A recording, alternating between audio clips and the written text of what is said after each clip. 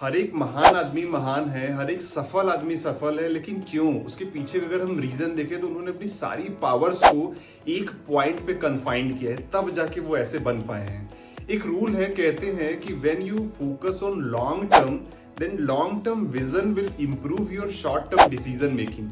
कभी भी हम किसी भी काम को करने के लिए जब हम लॉन्ग टर्म का एक विजन लेके चलेंगे तो हम आज यानी कि शॉर्ट टर्म में उस डिसीजन को बहुत सही ले पाएंगे। जैसे कि एक सफल इंसान करते हैं, वो सोचते हैं कि आज से 5 साल बाद, 10 साल बाद और 15 साल बाद हम कहाँ पहुंचने वाले हैं। उस चीज को ध्यान में रख के वो आज डिसीजन लेते हैं, आज काम करते हैं। सेम उसी तरीके से अगर हमें भी अपने लाइफ में कोई भी काम करना है तो हमें ये देखना पड़ेगा उस काम को करने से और उस काम को ना करने से पॉसिबल कंसिक्वेंसेस क्या हो सकते हैं हमारे साथ। अगर हमने ऐसा सोच के काम किया तो वो काम जरूर सही होगा। मैं आपको 2 एग्जांपल बताता हूँ, एक सफल इंसान का, एक अनसक्सेसफुल इंसान का।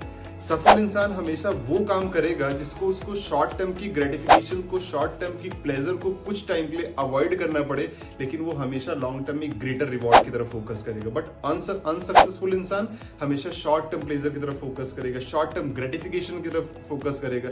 इस वजह से वो अनसक्सेसफुल होते हैं। एक मोटिवेशनल स्पीकर हैं डेनिस वेटले, वो कहते हैं losers focus on tension relieving and winners focus on goal achieving.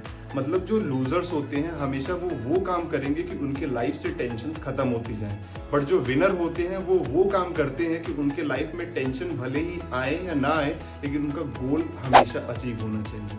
Same उसी तरीके से एक लॉ है, कहते हैं लॉ ऑफ फोर्स्ड एफिशिएंसी। इसका मतलब कि कभी भी आपको सारे काम करने के लिए एनफ टाइम नहीं मिलेगा, लेकिन आपको इंपॉर्टेंट काम करने के लिए एनफ टाइम जरूर मिलेगा। तो जब इंपॉर्टेंट काम करने के लिए आपको एनफ टाइम मिल रहा है तो उसकी पॉसिबल कंसिक्वेंसेस को हमेशा आप डिफाइन करिए। डिफाइन करने के बाद उस पर काम करिए। You will be rock in that field.